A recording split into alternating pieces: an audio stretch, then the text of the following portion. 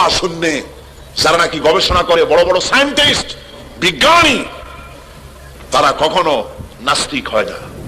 বড় বড় বিজ্ঞানী কোনোদিন নাস্তিক হয় না। আল্লাহরে মানুক আর না মানুক, অন্তত এইটা স্বীকার করে নিশ্চয়ই এই সব কিছুকে কন্ট্রোল করার জন্য কেউ না কেউ আছে, নইলে এইরকম সিস্টেমেটিক পদ্ধতিতে এটা চলতে পারে না। আমি গত কয়েক বছর আগে মহাশূন্য গবেষণাগার, যেখানে মহাশূন্য গবেষণা হয়, হিউস্টন, আমেরিকার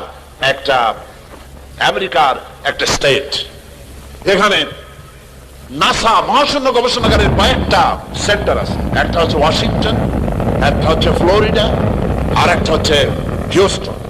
হিউস্টন যেখান থেকে মাইকেল কলিন্স, নীল আর্মস্ট্রং যেখান থেকে তারা চাঁদে গমন করেছিল, সেই জায়গাটা, সেখানে আমি গিয়েছি। হিউস্টন ইউনিভার্সিটিতে আমার প্রোগ্রাম ছিল। ওরা আমার জন্য সময় বার করলো মহাশূন্য গবেষণাগার দেখার জন্য। 5 ঘন্টা সময়, 5 দিন লাগে দেখতে, বিশাল এরিয়া। আমি 5 ঘন্টা হাতে সময় ছিল, আমি দেখলাম, বিজ্ঞানীদের সঙ্গে কথা বললাম কিভাবে তারা চাঁদে গিয়েছিল। নীল আর্মস্ট্রং যে পোশাকটা পরে গিয়েছিলেন, সেই পোশাকটা এখনো আছে। যে গাড়িতে চাঁদে নেমেছিলেন, সেই গাড়িটাও সেখানে আছে। সেখানে আপনার এই সামিয়ানাটার মতো এরকম একটা প্লেট লাগানো আছে, সেই প্লেটটা তামা। ওই প্লেটে লেখা আছে যে আমি যখন চাঁদে নামলাম তখন আমার কানে একটা আওয়াজ এলো। সে আওয়াজটা হচ্ছিল, আমি মিশরের রাজধানী কায়রোতে একটা সেমিনারে গিয়েছিলাম।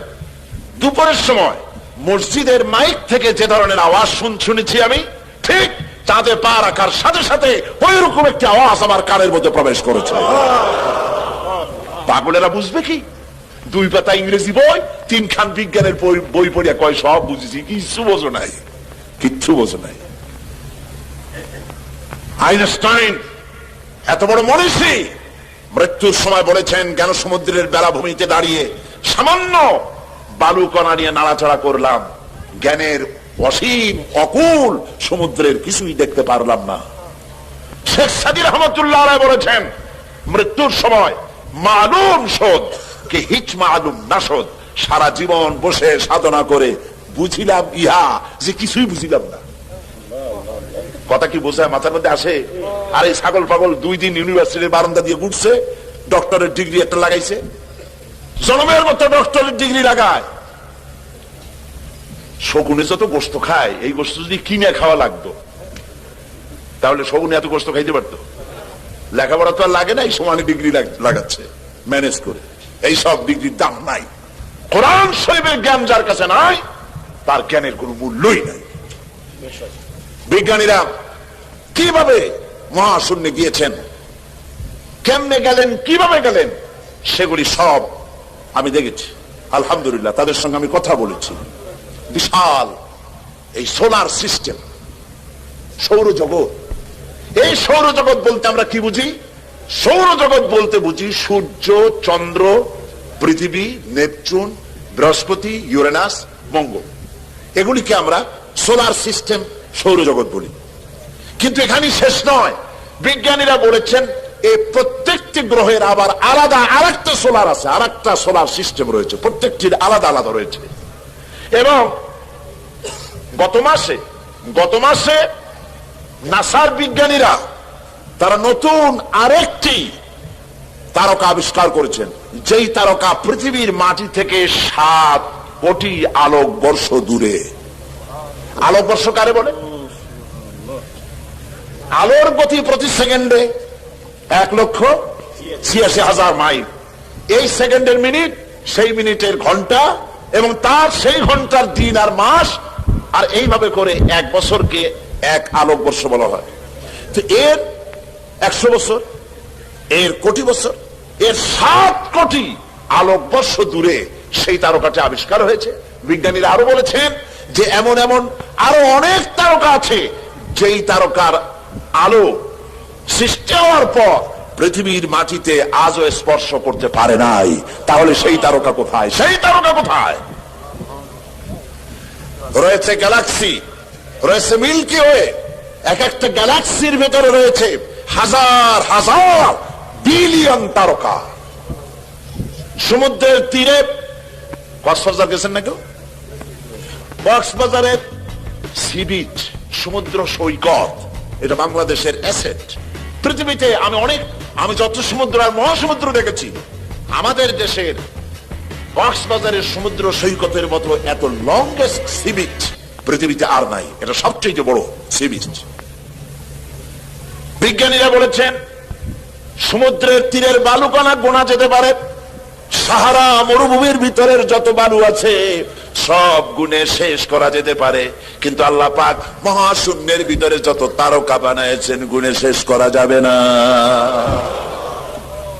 তাহলে এত তারকা যদি থাকে, আর কোন তারকা দাঁড়ায় নাই, সূর্য দাঁড়ানো নাই, চন্দ্র দাঁড়ানো নাই, ইউরেনাস দাঁড়ানো নাই, বৃহস্পতি দাঁড়ানো নাই, মঙ্গলও দাঁড়ানো নাই, সব কি করতেছে? সব ঘুরছে। কোথায় পেলাম? এইখানে। বিজ্ঞানের আসল বই কোনটা? কোরআন। চিল্লায় বলুন কোনটি? পিরোজপুরের যুবকেরা, পিরোজপুরের মুসলমানেরা কোরআন বুকের সাথে জড়িয়ে ধরো।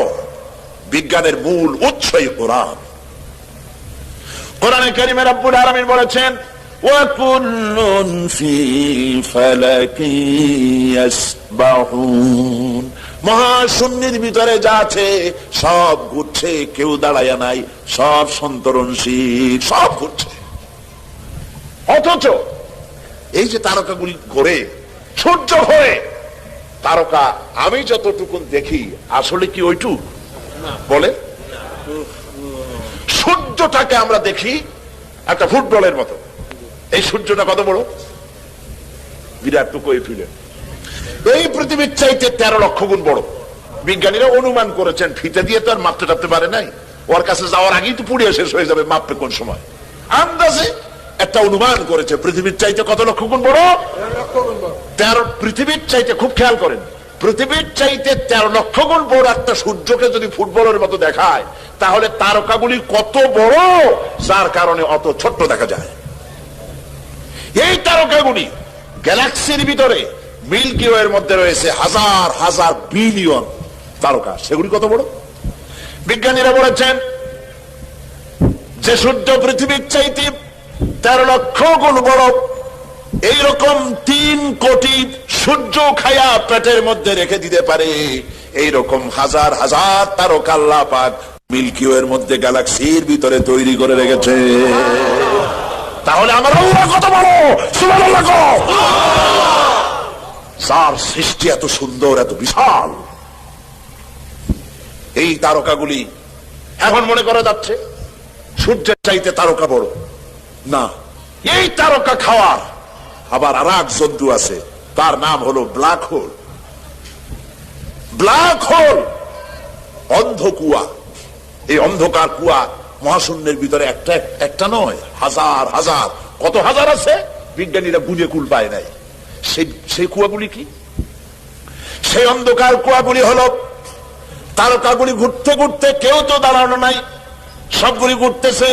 তারকাগুলি ঘুরতে ঘুরতে কোন এক মুহূর্তে যদি ব্ল্যাক হোলের রেঞ্জের ভিতরে যদি এসে যায়, বাচ্চা ছেলেরা বা আপনি মুখের মধ্যে চকলেট দিয়া এই চকলেট চুষে যেমন নিমিষে আপনি শেষ করে ফেলেন, খেয়ে ফেলেন, পৃথিবীর চাইতে যে তারকা, যে সূর্য 13 লক্ষ গুণ বড়, এইরকম 3 কোটি সূর্য খায়া হজম করতে পারে যে তারকা, সেই তারকা ব্ল্যাক হোলের মধ্যে যদি পড়ে যায়, নিমিষের ভিতরে ব্ল্যাক হোল এবং তারকা খায়া হজম করে ফেলে দেয়। আল্লাহ রাব্বুল আলামিন আজ বিজ্ঞান আবিষ্কার করেছে ব্ল্যাক হোলের কথা, কিন্তু আমার নবীজি এই ব্ল্যাক হোলের কথা বলে রেখেছেন 1400 বছর আগে। আল্লাহ বলেছেন, আল্লাহ পাক বলেছেন ফালা উকসিমু বিমাওয়াকিন নুজুম, সূরা ওয়াকিয়া। আল্লাহ পাক বলছেন শপথ করি, কসম করি সেই পতিত স্থানের যেখানে তারকা সমূহ নিপতিত হয়। আজ বিজ্ঞানীরা আবিষ্কার করেছে তারকা নিপতিত হয় কোথায়? সেই ব্ল্যাক হোল তারা আবিষ্কার করেছে। মাথা ঘুরে গেছে, কি বিশাল পৃথিবী। আচ্ছা দেখেন, আপনাদের ঘরে মানচিত্র আছে না? এটা কথা কইলে আমি মজা পাই। মানচিত্র খুলে দেখুন, বাংলাদেশের মানচিত্রে পিরোজপুরের অবস্থান কতটুকু, একটু হবে, তার বেশি তো হবে না। এশিয়ার মানচিত্রে বাংলাদেশের অবস্থান কতটুকু, একটুকু হবে। পৃথিবীর মানচিত্রে বাংলাদেশের অবস্থান একটা কলমের নিট পড়ার জায়গা, ঠিক না? তো পৃথিবীর মানচিত্রে বাংলাদেশের অবস্থা যদি এই হয়, তাহলে আল্লাহর বিশাল সোলার সিস্টেম সৌরজগতের মধ্যে পৃথিবীর অবস্থান কতটুকু, আর আপনার আমার মতো সলিমুদ্দি কসিমুদ্দির অবস্থান কতটুকু? কথা বোঝেন? কোন হাস্তি নাই, কিচ্ছু নাই, সামান্য একটু দুদিনের ক্ষমতা, বাহাদুরি কি, হ্যান করেঙ্গে ত্যান করেঙ্গে, লাঠিকে আন্দার মুগুর ভরেঙ্গে। মাতবাড়ির ঠেলায় মানুষ অস্থির হয়ে যায়, আল্লাহরে চেনে না, আল্লাহরে অস্বীকার করে। হায় হায়, কি কপাল পোড়া। আল্লাহ পাক বলছেন, বলো আলহামদুলিল্লাহি রাব্বিল আলামিন, বহুমাত্রিক জগতের মালিক যিনি, তার প্রশংসা করো। শুধু একটা পৃথিবী বানান নাই, সহস্র সহস্র এভাবে জগৎ তিনি তৈরি করেছেন, একটা দুইটা না। শুধু তাই নয়, আলহামদুলিল্লাহি রাব্বিল আলামিন, প্রশংসা করো আল্লাহর। কোন আল্লাহর? যিনি রব্বিল আলামিন, যিনি রব, যিনি কি বলেন, যিনি কি জোরে কোন? কোন রব? রব বলে কারে? রব বলা হয় তাকে যিনি যার যতটুকুন যখন প্রয়োজন চাওয়ার আগে ওই সব যিনি যিনি পৌঁছায় দেন, তার নাম রব। তার নাম